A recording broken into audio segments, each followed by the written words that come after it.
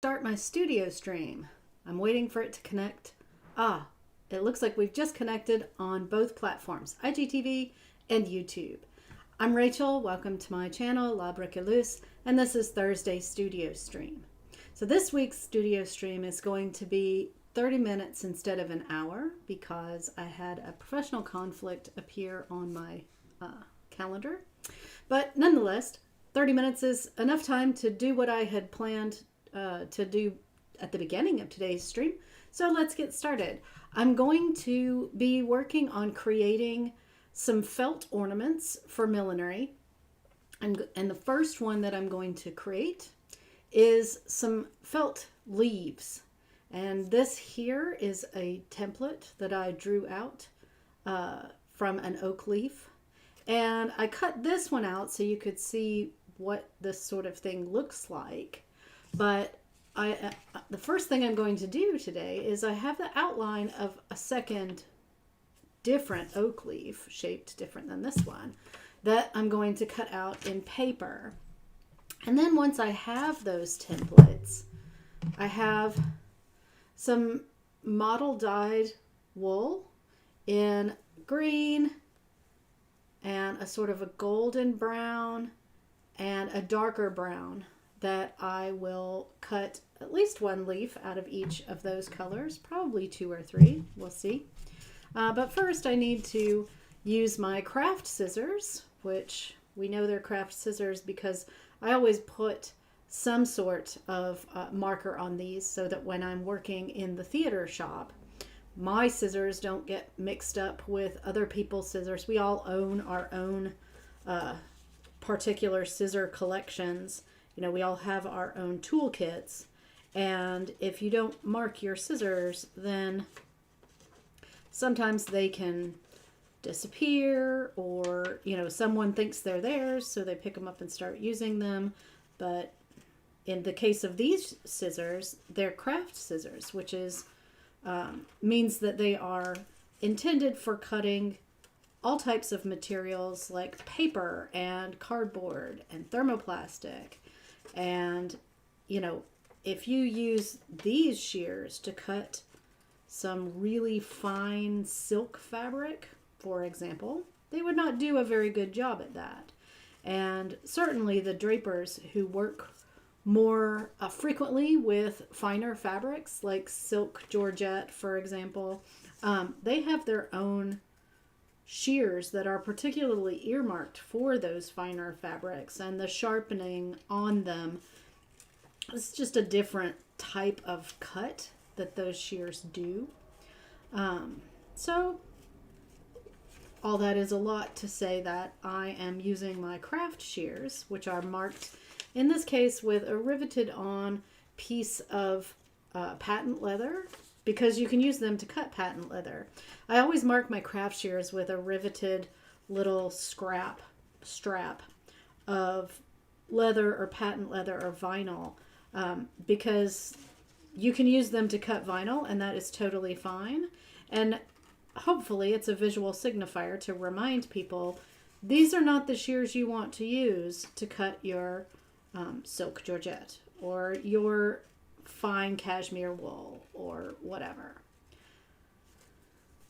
So I'm working on my second template of a slightly different style of oak leaf. And I have to give credit to hey, welcome. I see that Kim has joined because I'm about to credit you. I have to give credit to Kim of Hatnip Hats, who created some really beautiful oak leaves out of millinery felt. And I have thought about those for literally years, how beautifully done they were. And that's what I've decided to do as my first project in today's stream, is create some oak leaves out of wool felt in these lovely variegated dyed wools here. So I'm cutting out my oak leaf that I've traced out on this piece of paper. And these, in this case, I have to admit, I looked at an image of an actual oak leaf, but I didn't run out in the woods behind the house and find one. And I have heard other milliners say that it's good to work from an actual natural leaf to create your first template for these. But I guess I'm relying upon my sketching ability here to just copy that leaf that I saw when I did an image search for different styles of oak leaves, because I kind of had an image in my mind of what I wanted these leaves to look like, and I wasn't entirely sure I would find good examples walking through the woods behind our house here, because I'm sure oh, excuse me, I'm sure that there are oak leaves back there. I'm sure that there are oak trees growing in those woods, but I haven't spent enough time in them to say, oh yes, I know exactly where there's a wonderful oak tree that has a bunch of beautiful leaves, just the variety that I'm seeking. Frankly, these woods are on a pretty steep hill down into a culvert, and I just haven't gone walking through them because it's kind of dangerous. Like, I don't have hiking boots to just go out and find myself an oak leaf. So here it is, the one that I found a second image online. And so now I have these 2 templates for oak leaves that I'm going to cut out of my wool felt that has been variegated dyed. This wool felt came from, oh gosh, it's got to have been 4 or 5 years ago at this point. There is a fiber festival that happens here in North Carolina called the Carolina Fiber Fest. Go figure. And the first time I ever went to it, lots of different places participate, yarn stores, fabric stores. And I'm not talking Joann's here. I'm talking like small specialty stores. I mean, I don't know. Maybe Joann's participates too. I didn't go there. I went to a couple of these very small yarn dealers that cater to the knitting market. And then also there was, I want to say that it was in maybe the American Tobacco District. It was some sort of basically like a big art studio space where they could set up a vending hall. And, or maybe it was on the fairgrounds. Anyway, doesn't matter where it was. There was a whole bunch of quilting supply places here, which I will note what I have just done is pinned one of my leaf templates to my piece of green wool. And now I'm going to begin cutting it out. But anyway, as I was saying, these variegated green wool and the brown as well, these different pieces of the variegated dyed wool felt came from a vendor that was at that vendor hall where all of the people selling there were mostly selling various patterns of printed cotton aimed at art quilters. There was a lot of hand-dyed cotton in like model dye colors. And this one place had some squares, large-ish. This dimension here, I have already cut a strip maybe 6 inches off the side of this rectangle. So now it's kind of more like a square. You can see it better on the YouTube view. It was a longer rectangle. It was probably like a fat quarter. And at the time I believe I had taught a couple of dye classes at that point, which I teach it every other year. So I'd already been working at UNC for 3 or 4 years, um, but I saw those model dyed wool pieces, and I say these model dyed wool pieces, and I bought 3 of them just because I thought, I if I do nothing with them in my life, they're a lovely visual aid to show my students that it is possible to dye wool felt in beautiful, interesting, variegated ways. And really, they just sat in my class teaching tools box for dye class for years. I mean, years. And then this pandemic, actually, when I brought the box of teaching tools home to begin work on my spring class, the class I'm teaching right now, which is dyeing and surface design, when I brought that box home and went through it to begin to digitize that course content, I found these in there and I was like, jackpot, I have awesome things I can do with those. Because I knew that I had just finished teaching the millinery class online, and I knew that I would be getting most of the work that I was doing, I would be just sort of experimenting with different types of research and art and stuff, because the shows that we're doing at work do not require costume artistry right now.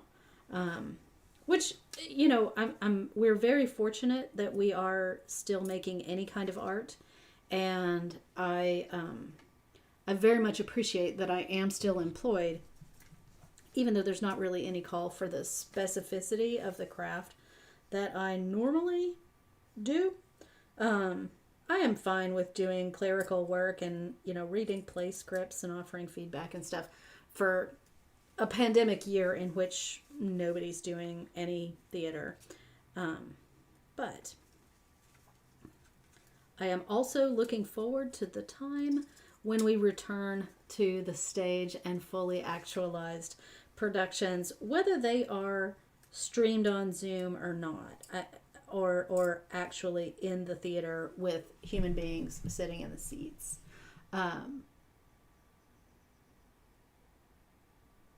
Oh, I see that. Oh, Arlene was also, I guess, at that Fiberfest, because she says in the YouTube chat that it was on the fairgrounds, and that is very helpful, because Carolina Fiberfest happens every year. I think they even did a version of it in this pandemic that was just kind of like virtual stuff, and here are a bunch of links to places you can buy cool things and so forth. But it is a really exciting, if you like fiber, it's really exciting thing to attend.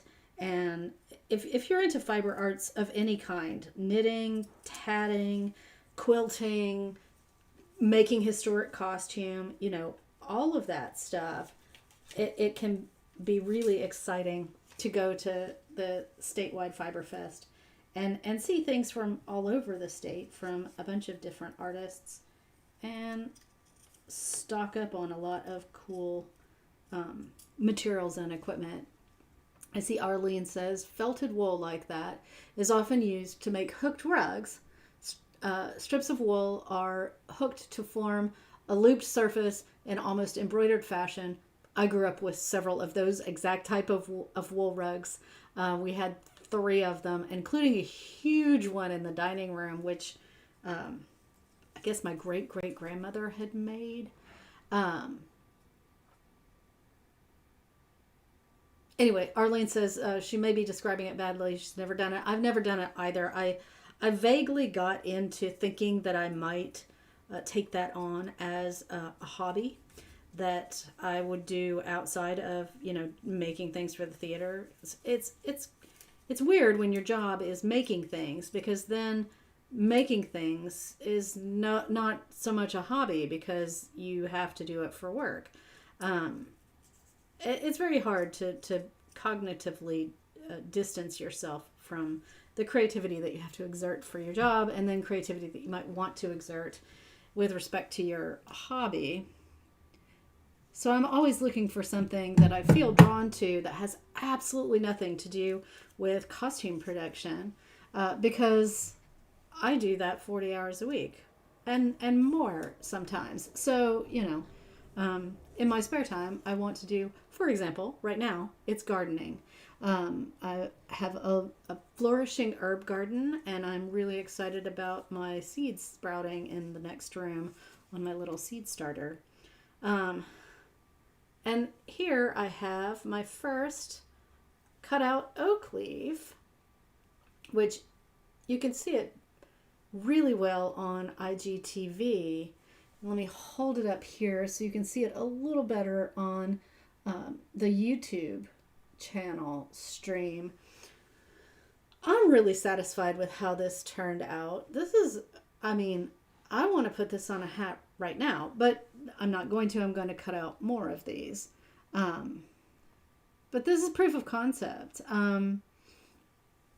which I didn't need to do a proof of concept because I already said that I was inspired by oak leaves that Kim had made and of Hatnip hats and put on her hat creations. Maybe she just showed them to us in class the year that she took my class. So I didn't need to do that to prove that it looks cool. I knew that it looked cool, and I figured I would just make some. I'm going to do my second leaf. So this, the leaf that I just did is this one, which I believe this is the second one that I drew, that I just now cut out. And they're two slightly different shapes of oak leaves. I'm going to do this one in my variegated greenish brown.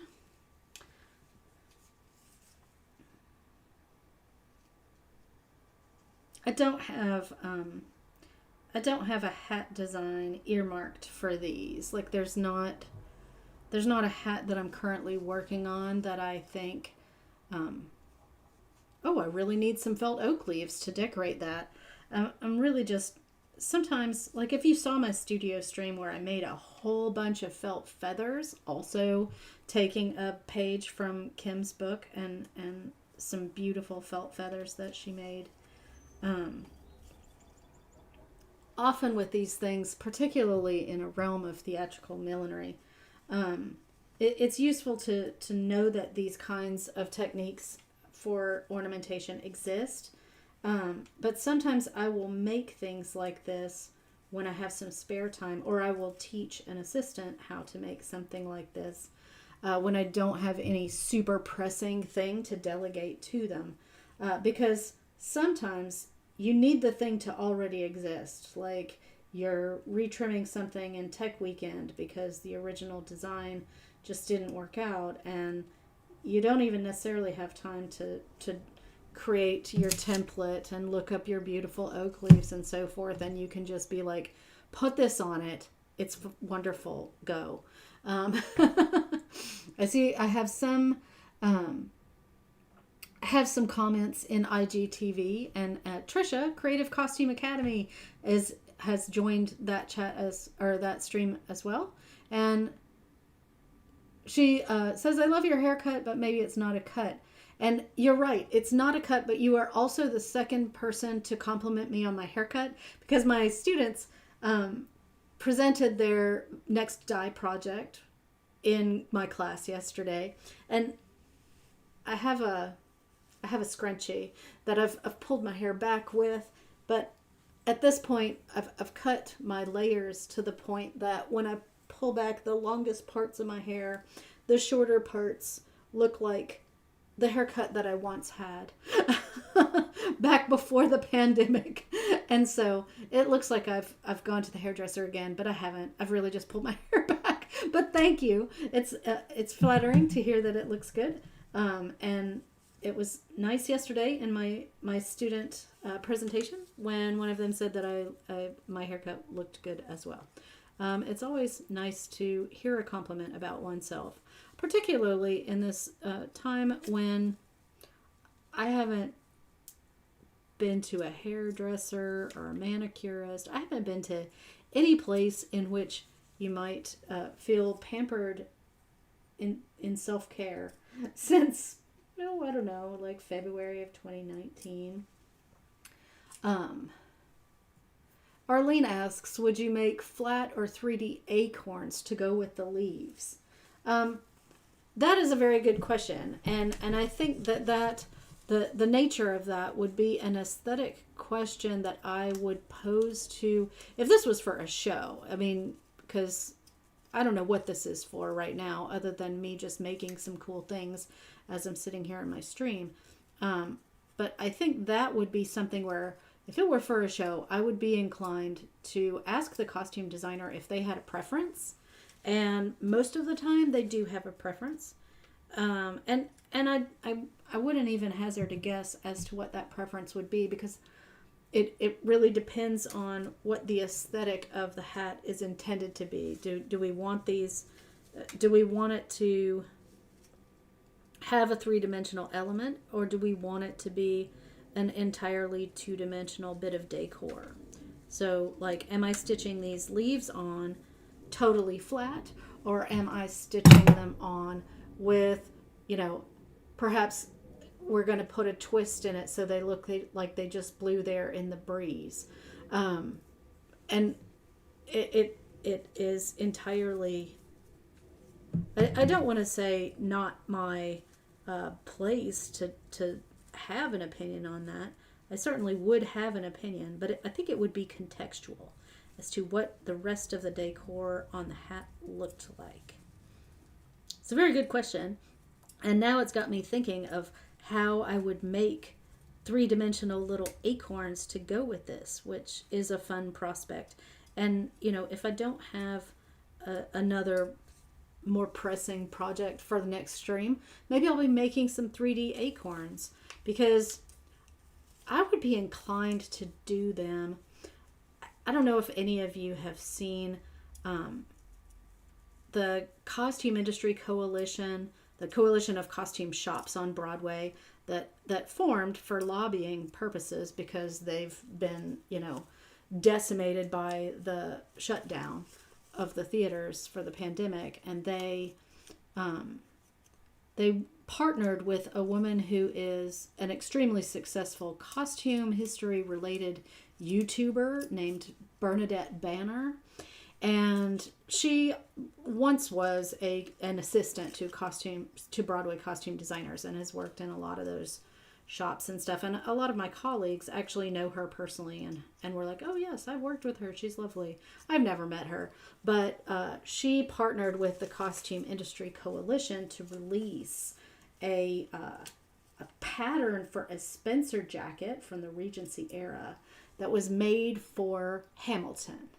And, they got the sign off from the costume designer to be able to digitize that pattern for commercial stitchers, or for commercial sale to home stitchers to make their own version of it. And so, like, now there's tons of videos on YouTube of all of these different historical costume enthusiasts who have made their own version of the Hamilton jacket. And the type of trim, I promise this all circles back, the type of trim that is on that jacket is called rouleau, Rouleau, I believe. Basically, it's kind of like padded spaghetti tubes and little stuffed balls that you then put all over this thing, like the soutache braid trim on the front of military jackets, for example. But you use this rouleau trim to do this elaborate decor on these Spencer jackets, which is a pretty common style that was popular in the Regency era. So if you don't know what I mean when I say Regency era, that's like, think Pride and Prejudice, Jane Austen. And I think if I had to make millinery acorns to go on a hat, I would use rouleau as an inspiration to create little stuffed acorn-like shapes, and do that, so that, or maybe I would look into, if you look at some of these hand-tied tassels of the 19th century, where they have a wood bead that they've then done string art around at the top of the tassel. That might be a fun way to create faux millinery acorns as well. Yeah, that's a really, thank you for asking that, Arlene. That's actually a really inspiring thing to think about, and something that now I kind of really want to do to accompany these oak leaves that I'm cutting out. Now, I think I mentioned that today's stream is going to be cut short because I had an appointment appear on my calendar that preempts the last half of the stream. So I'll be signing off at 3:30. But I'm here for 30 minutes and I'm working on my oak leaves. And when I'm done with these oak leaves, let's see, what's my time? Oh God, it's 3:25. Well, I guess maybe I won't get to move on to the other thing that I was going to do. And actually, let me talk about that really quick, since I am short of time, because I'm almost done with the second oak leaf, but I can do that while I sit in another Zoom and listen to people jibba jabba. But the other thing that I wanted to do is create another cut millinery felt decor piece for hats using this variegated blue slate heathered felt from a hat that I made several months ago. I think there's a video on my YouTube channel called Make a 1940s Hat in Flat Fur Felt, I believe. And I saw another flat felt adornment like these oak leaves that was a layered structure of cut felt that looked like a wing. And there was actually a conversation in one of the groups that I follow about the ethics of reproducing Victorian hats that had these look like bird taxidermy on them, and how can you replicate that look without having actual bird taxidermy. And there was a discussion of what those millinery ornaments were, and I really liked the idea of using this layered felt to create wings. And so this is the first, put it up there for YouTube, this is the first piece that I would cut out of the blue felt. But then I don't know if you can see this well, these other two graduatedly smaller pieces that go on top of it that also have a sort of a feather dagged edge. So I was going to cut that triple layered wing out of the blue felt, and I guess eventually I would want either 2 or 4 of them, because I think wings go against the sort of rule of 3 or odd numbers. Like usually in costuming, the accepted wisdom is that you put adornment and closures onto things in odd numbers. You know, that a 3-button suit is better than a 2-button suit, looks more sophisticated, so they say. I mean, that's a value judgment, and that if you're going to put flowers onto a hat, that you put 3 flowers or you put 5 flowers, but you don't put 4 flowers. And I kind of get that. I mean, like, okay, that's a matter of taste too, but sure, okay. But I think wings, because wings, even fake ones, even something that is made to look like a wing but is just a cluster of feathers, or in this case, cut felt. I think that because birds have 2 wings, that it would look really dubious to have an odd number there. Anyway, I have now my 2 oak leaves in my 2 different colors of the variegated wool felt, and I'm super excited about them. They look really beautiful. I can't wait to have a reason to put these on a hat, which may be coming up because I've actually booked my Kim and I talked about having a block party where we would share one another's blocks and block for the afternoon and just hang out and make hats. And we've scheduled that. It's going to be in May because then we'll both be fully vaccinated and have the time and the luxury to do that. It's going to be really fun. Oops, that's my alarm that says you need to wind this up and get to your other meeting. So yet again, I'm back to the more traditional stream in which I plan to do 2 or 3 times as much stuff as I actually am capable of getting done. But I thank you for joining me for this, and I hope that it has been inspiring to see these oak leaves come to fruition as actual things. I think the next step on these, now that they exist, with the feathers that I did this way in another stream, I did some stitching down the center of the feather even when there wasn't like a wire down the middle of it. I still sometimes would run a line of stitching to create a graphical element that evokes that central shaft of a feather. And I think I might, on these leaves, do a central stitch line for one of them, but not for the other, and see what I think about that aesthetically, because I think that I could have an opinion about it. Right now I don't, because I'm just imagining it in my mind. Anyway, thank you so much for joining me for this short stream. I will be streaming every Thursday afternoon this, well, I guess we're almost through the end of April. Wow. Maybe this is the last, no, this is the Earth Day stream. Happy Earth Day, everyone. Be kind to the planet and your environment. And I think there's one more stream this month. I actually don't have anything preempting the streams until maybe June. So every Thursday, 3 p.m., I'm here. I stream if possible. So come and check it out. Or you can watch the videos. Sometimes they don't upload to Instagram television. They almost always do to YouTube, so you can catch it after the fact. If I'm streaming about something that you're particularly interested in, but you can't attend live, it's fine. Watch it after the fact. It just means that we can't chat in the chats, but that's okay. I mean, I miss you. I like chatting in the chats, but I don't want you to miss any information that you might find useful and interesting.